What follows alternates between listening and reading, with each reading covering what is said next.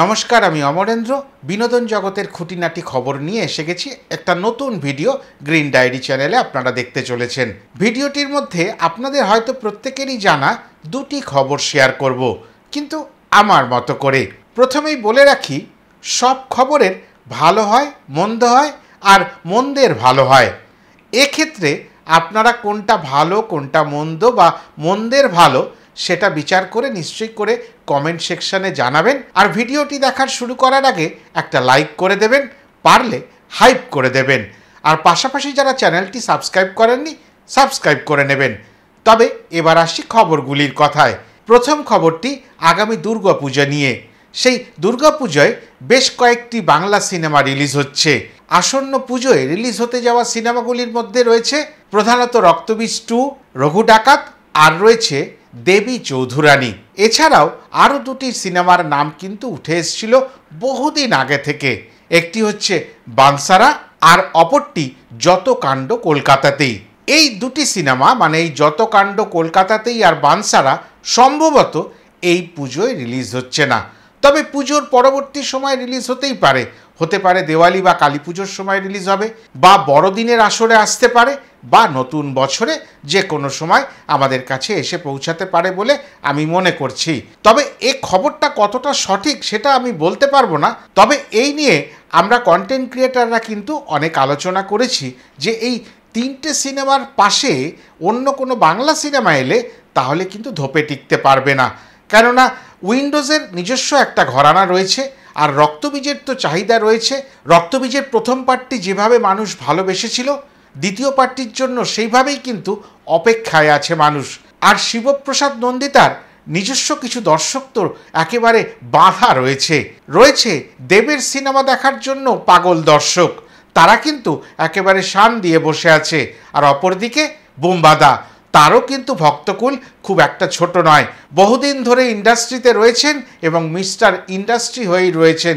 যখনই তিনি কোনো সিনেমা নিয়ে আসেন, গল্প নিয়ে আসেন, দর্শক সেটা দেখার জন্য আগ্রহ দেখান। তবে এই ক্ষেত্রে যুদ্ধ আমি বলবো না। পুজো কিন্তু অনেকগুলো দিন নিয়ে। আগে তো ছিল কেবলমাত্র সপ্তমী, অষ্টমী আর নবমী নিয়ে।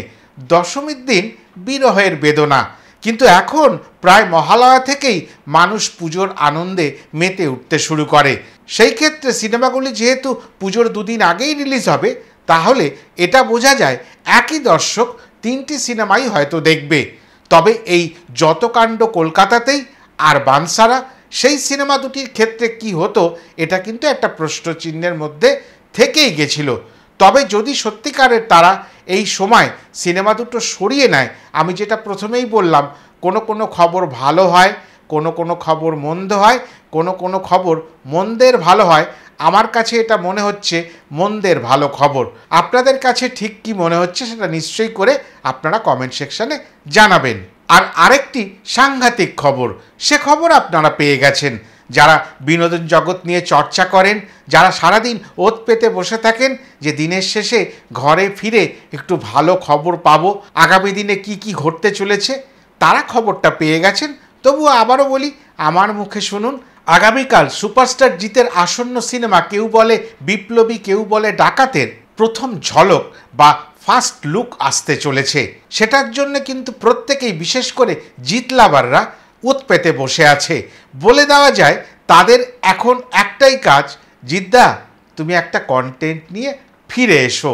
না, কামব্যাক কথাটা আগেই আমি বলেছি, আমি বিশ্বাস করি না। যারা ইন্ডাস্ট্রিতে বহুদিন ধরে রয়েছেন তাদের বিচার আমি কখন কোন সিনেমা করব বা করব না, কতটা আগে বা কতটা পরে সেটা রিলিজ হবে। তবে এই সিনেমা রিলিজ হতে হতে মনে হয় আগামী বছর এই সময় 15ই অগাস্ট, সেরকমই একটা ভাবধারণা মেকার্সদের তরফ থেকে উঠে এসছে ইতিমধ্যেই। প্রতীকৃত বসুর পরিচালনায় এই সিনেমাটি আমরা দেখতে চলেছি। ইতিমধ্যে এর যে প্রারম্ভিক প্রস্তুতি, সেই পর্বের ভিডিও কিন্তু আমাদের কাছে উঠে এসছে। বিভিন্ন সামাজিক মাধ্যমে সেটা নিয়ে অনেকে চর্চা করেছেন। আমারও একখানি ভিডিও রয়েছে, যারা দেখেননি তারা নিশ্চয়ই করে দেখে নেবেন। আজকে এতটাই বলার ছিল এই ভিডিওখানি নিয়ে। আগামী দিনে নতুন ভিডিও নিয়ে আপনাদের কাছে ফিরে আসব। আবার বলি, কমেন্ট করবেন, লাইক করবেন, পারলে শেয়ার করবেন। আর যারা আমার এই চ্যানেলটি সাবস্ক্রাইব করেননি, সাবস্ক্রাইব করে নেবেন। আর যারা ফেসবুক পেজ গ্রিন ডায়েরি দেখছেন, তারা ওই গ্রিন ডায়েরি ফেসবুক পেজটাকে দয়া করে ফলো করে নেবেন। আবার নতুন কোনো ভিডিও নিয়ে নতুন কোনো সময় আসছে, ততক্ষণের জন্য বিদায়।